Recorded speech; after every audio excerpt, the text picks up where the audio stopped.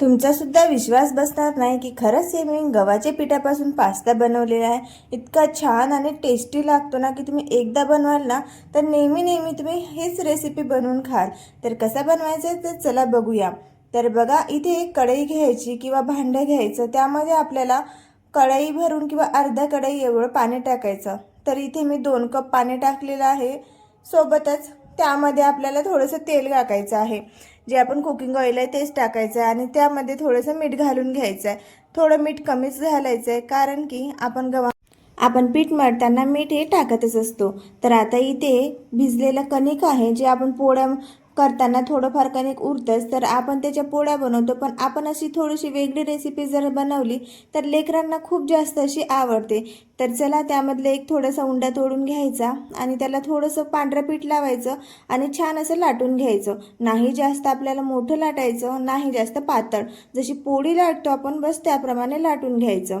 आणि आता साईडचे जे कोणे आहेत कापून घ्यायचे चाकूने आणि त्याला चौकोनी आकार असा देऊन द्यायचा। आता याला चाकूने उभे काप करायचे, थोडे अंतरावर करायचे। एक एक छोटे बोट सोडून अंतरावर असे उभे आणि आडवे आपल्याला काप करून घ्यायचे। तर बघू शकता छोटे चौकोन असे आपले हे रेडी झालेले आहेत। तर त्यामधला आपल्याला एक चौकोन घ्यायचा बघा आणि ह्याप्रमाणे ना असं गोल करून घ्यायचा। बघा, खूप सोपी अशी आपली पद्धत आहे। जर तुम्ही हातात न घेता तसंच सुद्धा इथे बनवू शकता। बघा, खूप इझी आहे बनवणं। तर बघा, हे सर्व असे बनवून घ्यायचे आपल्याला। तर इथे सर्व मी रेडी करून घेतले। जवळपास इथे मी 2 प्लेट बनवले, कारण की कमी बनवले तर आमच्या घरीही भांडणं होतात लहान लेकरांचे, तर म्हणून मी इथे जास्तच बनवले। तर इकडे पाणी ठेवलेलं होतं, ते पाण्याला सुद्धा थोडंसं उकळी आल्यासारखं गरम झालेलं होतं। आता त्यामध्ये आपण हे आता सर्व टाकून घ्यायचे। व्हिडिओमध्ये ज्याप्रमाणे दाखवत आहोत त्याप्रमाणे आपल्याला हे टाकून घ्यायचे आणि याला उकळी येईपर्यंत सोडून द्यायचं। फक्त आपल्याला 1 ते 2 उकळी याला येऊ द्यायची आहे। तर उकळी येईपर्यंत आपण काय करणार, तोपर्यंत याला जे व्हेजिटेबल्स लागतात ते कट करून घेऊया। तुमच्या आवडीनुसार तुम्ही कोणतेही व्हेजिटेबल्स घेऊ शकता। तर बघा, इथे मी ना पत्ताकोबी घेतली आणि 2 हिरवी मिरची घेतलेली आहे। हिरवी मिरची लहान लेकरांना जर तुम्ही बनवत असाल तर कमी जास्त करू शकता। टोमॅटो आणि इथे शिमला मिर्च घेतलेली आहे। तर तोपर्यंत इकडे थोडंसं याला पण उकळी आली होतीच, तर याला थोडंसं फिरून घ्यायचं, म्हणजे जे मीठ आहे ते सर्व याला लागून जाईल। तर इथे बघा छान अशी उकळी आलेली आहे। गॅस बंद करायचा, 2 मिनिट त्यामध्येच राहू द्यायचं।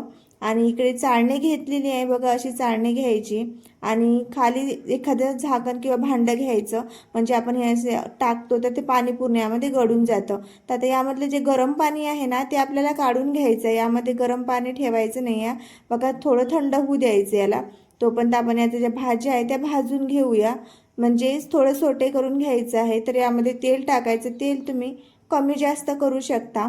तर इथे मी थोडं 1 चम्मच तेल टाकलं आणि मिरची यामध्ये टाकून द्यायची। छान अशी तडतडली की नाही तर यामध्ये जिरं आणि थोडी मोहरी घालायची। नंतर ते पण थोडंसं तडतडले की मग यामध्ये टाकायचं आहे आपल्याला शिमला मिरची आणि पत्ताकोबी।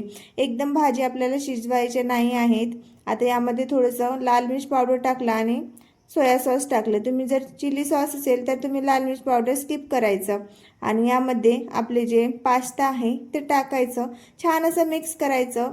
थोडं मिक्स झालं की यामध्ये आपले जे टोमॅटो आहे ते टाकायचे। टोमॅटो आपल्याला अगोदर हे टाकायचे नाही आहे, कारण की ते मग सॉफ्ट होऊन जातील। तर आपल्याला टोमॅटोचे थोडे कच्चेच राहिले पाहिजे, म्हणून आपण नंतर टाकायचे। आता यामध्ये 2 पाऊच मॅगी मसाला टाकायचा आणि छान असं मिक्स करून घ्यायचं। मॅगी मसाला टाकला की लेकरांची ही फेवरेट अशी डिश झालीच समजा। तर बघा, छान असं मिक्स करून घ्यायचं आणि याला गरमागरम सर्व करायचं। टोमॅटो केचप जर असेल तर तुम्ही यामध्ये टाका, मी टोमॅटो केचप स्किप केलेला आहे। असेल तर नक्कीच टाका, यामध्ये खूप छान असा लागतो। तर वरून थोडा सांबार टाकायचा आणि आपला गरमागरम पास्ता, पिठाचा पास्ता एकदम रेडी आहे। खायला अप्रतिम असा लागतो। तुम्ही एकदा ट्राय नक्की करून बघा आणि ट्राय केला ना तर मला फीडबॅक नक्की द्या आणि चॅनलला सबस्क्राईब नसेल केला तर नक्की करा।